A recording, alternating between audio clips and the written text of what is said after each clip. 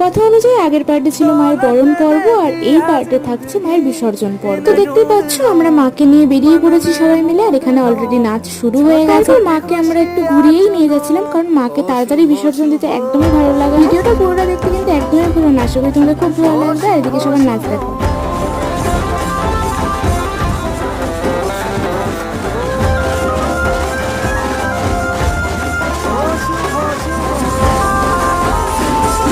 তারপর দেখো আমরা ওইভাবে আস্তে আস্তে মাকে নিয়ে চলে এসেছি গঙ্গার ঘাটে, আর তারপর ওখানে গিয়ে আবার নাচ শুরু হয়ে যায়, আর তোমরা সেটা দেখতে থাকো।